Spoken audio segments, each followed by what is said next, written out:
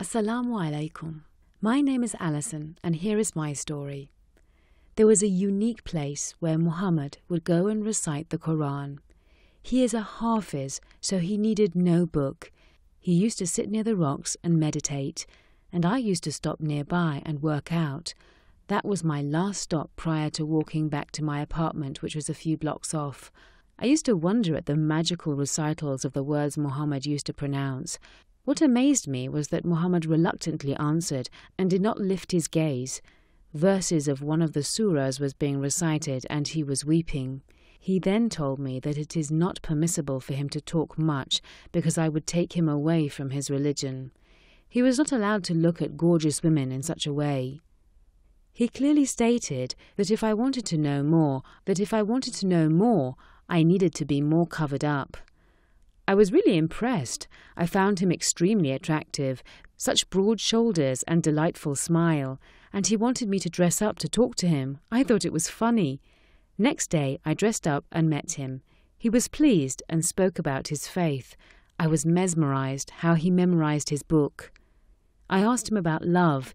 He told me of the love between Muhammad and Khadija, and that was a love relationship I fell in love with. We started going out. Thank God he agreed. He was a perfect-sized athlete, and I love athletes.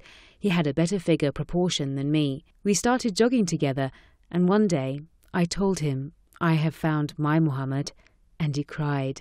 I need to find the Khadija in you, he said meaningfully. With all the perfections, he was not looking for something that was beyond my comprehension, so I told him to teach me.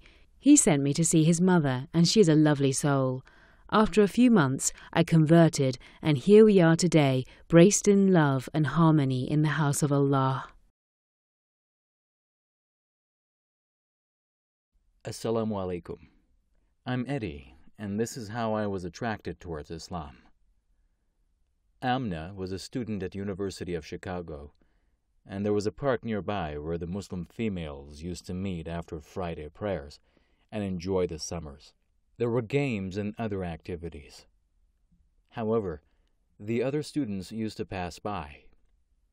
I was another passing-by student, but often looked at Amna and thought she was really attractive. I was immediately attracted to her. I thought she had the most exotic looks and freshness of life. However, the scarf told me that she is a gone case, and that she will never come to my world. I was an atheist, and never wanted to know more about God. But I always had a dream to meet her. And one fine day, there was Eid festival, and she was distributing sweets. And I said hello to her, and she smiled back.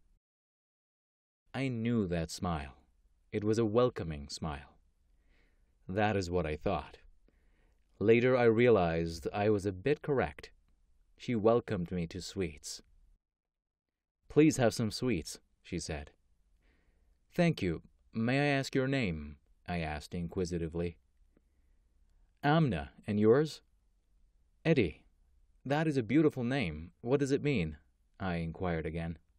The name of my prophet's mother. You should read about him and her, she said. I said, I'm an atheist, and left politely. Though I had liked her initially, I hated religious talks. Amna just had to like me for what I am. I also questioned the role of religion in relationships. She found out I was in the swimming team, and she made sure she was there after my swimming sessions. I was walking out one day and bumped into her.